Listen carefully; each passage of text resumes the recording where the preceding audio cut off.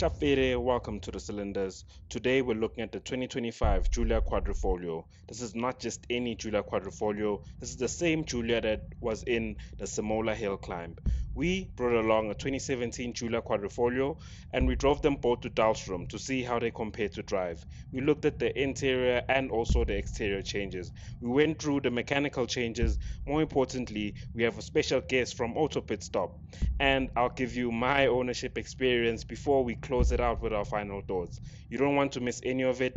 Like, subscribe to our channel. Asbangen.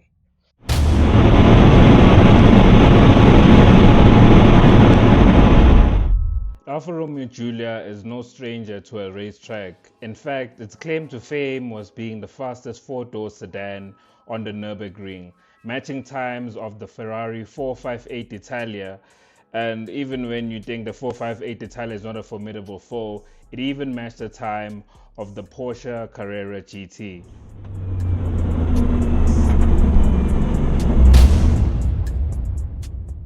So Alfa Romeo taking 4 cars to Simola Hill climb was not a surprise. The Stelvio, which was piloted by Yanis. We have the electric Junior, which was in the capable hands of Trevor Tuck. We also have the Giulia that we are reviewing that Art was driving. Lastly, but not least, a modified Giulia Quadrifoglio by Tony Casey.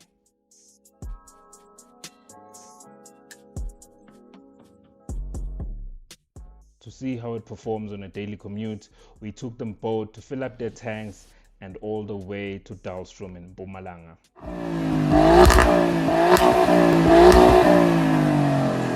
The next morning. It was a very cold morning in Dalstrom, but surely 12 cylinders of Alfa Romeo is enough to warm up your day.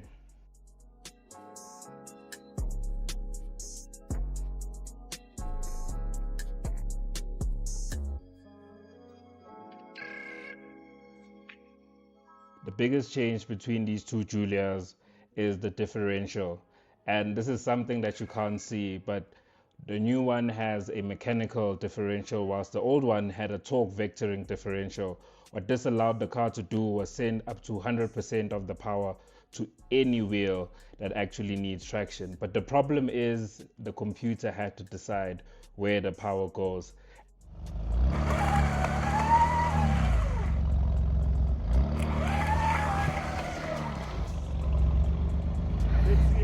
Limited split is what happens. That was so cool that it did it, eh?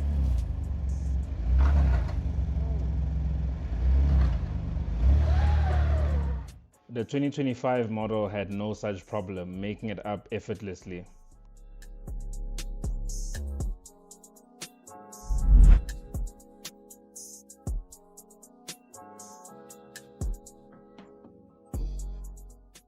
I'll admit, myself, I find it really hard to choose between these two cars.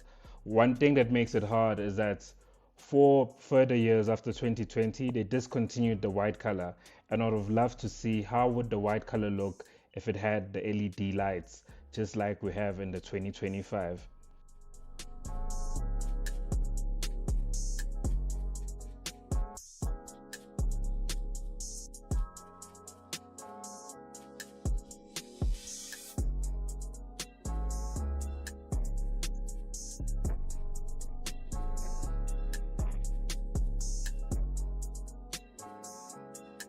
What you're looking at is more than 1,000 Italian horses.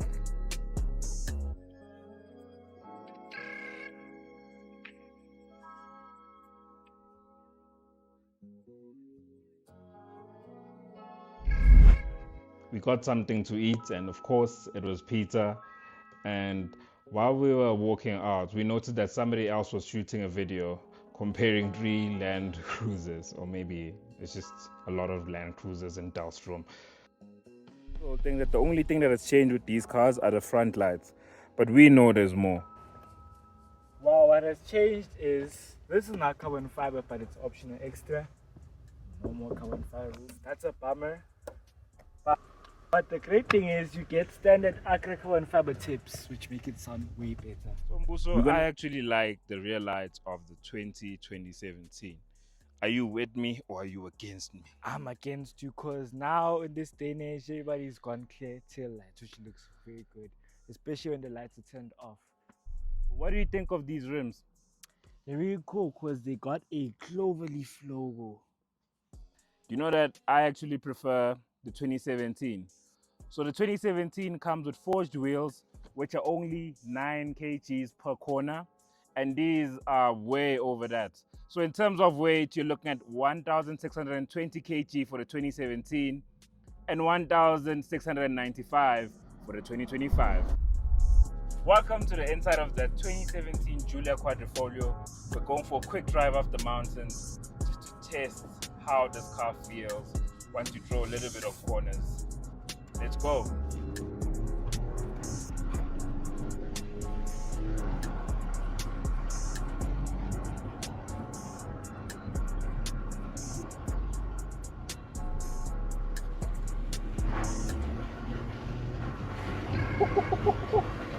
Woo!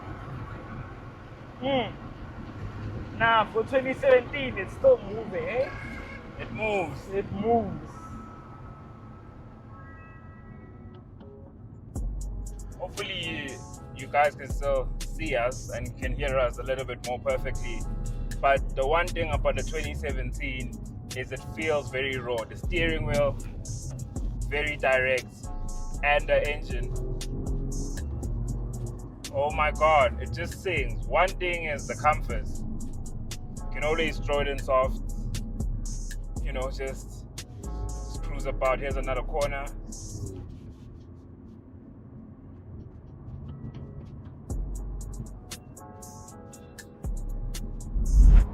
We drove the cars back to back, and I'll be honest, driving on legal public roads, there's not a lot that separates the cars in terms of handling.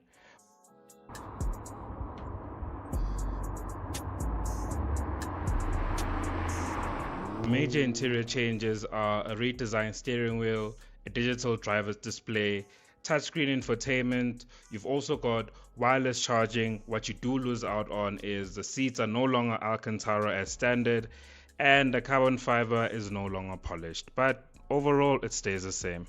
Decided to drive back to Johannesburg before the sun sets because tomorrow was a big day for the 2025 Giulia Quadrifoglio. Thank goodness a service like a 24-hour car wash exists in Johannesburg. We're able to get the Giulia clean, get rid of all that dust that had collected on the way from Dalsrum and back to Joburg so that it was ready.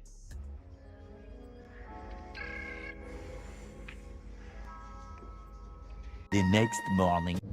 Bright and early in the morning, we met up with the rest of the Alfa Romeo team as well as the Autopitstop team. We were heading to the Italian day in order to show off the Simola Hill Climb race podium winners. We spent the day at Italian Republic Day seeing a lot of red Ferraris in V12, V8, old Ferraris, new Ferraris. There was everything. There was Italian wine, which we didn't do because we're driving. We got some really nice food at one of the stalls, but then we spent some time talking to Matthew from Autopitstop. Welcome to the Italian Republic Day, and we are with Matthew from Autopitstop. As you know, we've been looking at the 2017 versus the 2015 Giulia. First thing I want to ask Matthew, do you have a favorite? For me personally, I like the earlier shape more. The exhaust it's a better tone. Yeah. The new ones are a bit more restricted on the emissions and all that, you know. Yeah. And for me personally, the first ones, the race editions especially, they were special. They were limited. They had carbon brakes, carbon bucket seats. They had everything on them. Yeah. And I don't know, they just got a different feel to them that compared to the new ones, I just like them more. It's hard to tell because they are the same car. at the end of the Yeah. day, but there's just something more special about the early Giulias for me. So I did say that I'm not going to say which one is my favorite because I might be a little biased, but everything Matthew's saying is actually quite true. Another thing I want to get into, so this particular one is now 95,000 kilometers. So it's out of warranty, so you're going to need an independent specialist to actually sort you out. Autopitstop are the people to talk to. So I just want to find out from Matt, what are some of the maintenance items that you need to look out for when these cars get a little old? The big thing is the water pumps and the fan belts. The issue is it's quite a laborious job. You have to strip off the front radiator, the front bumper, headlights, Yeah. heat exchangers, everything. It's a big job. Alfa recommends every 60,000. Okay. So we try and stick to that quite strictly. Every model we see coming up to 60 or after 60, we go through the history, make sure it's been done. If not, we do it. New water pump, belts, rollers, tensioners, everything. And speaking of that, are the older ones less reliable than the newer ones? Were there any reliability changes throughout the years? The only things the two things they suffered with was the radiators. Had this changed? Common issue. Yeah. There was a redesign on the radiators. The early ones, most of the early ones have had it replaced. Okay. And secondly was the fuel pumps. I need one.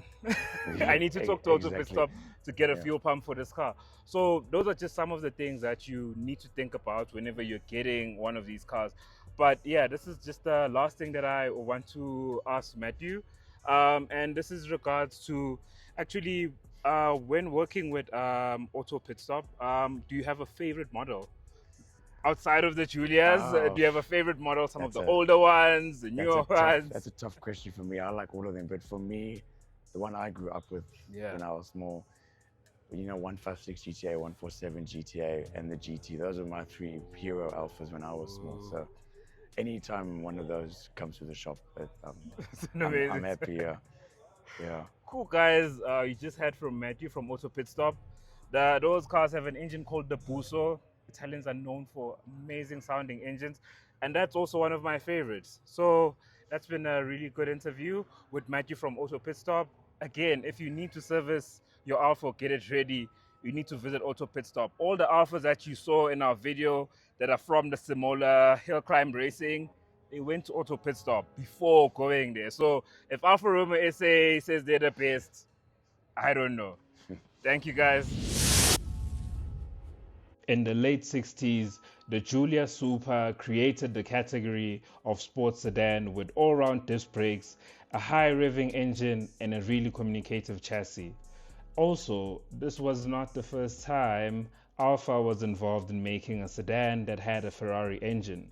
You're looking at the Lancia 8.32, which had a 32-valve, 8-cylinder Ferrari engine. This was built by Alfa Lancia, and the engine was built by Ferrari themselves. With the sun setting, we decided to meet up with a few petrolhead friends.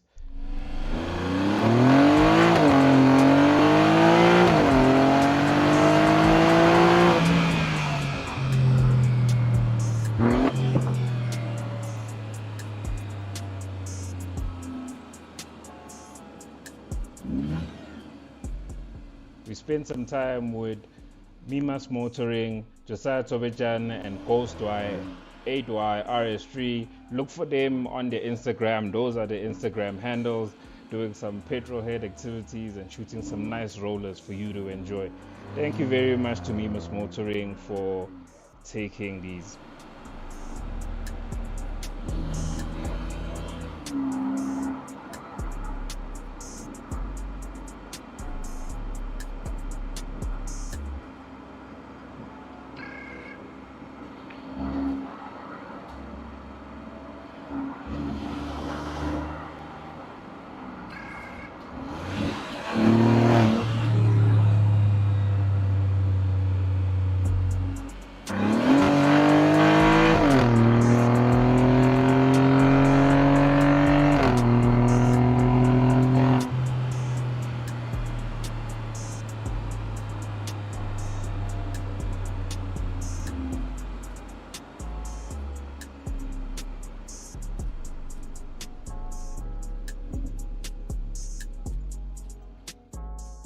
So what is my opinion and which one would I recommend that you buy?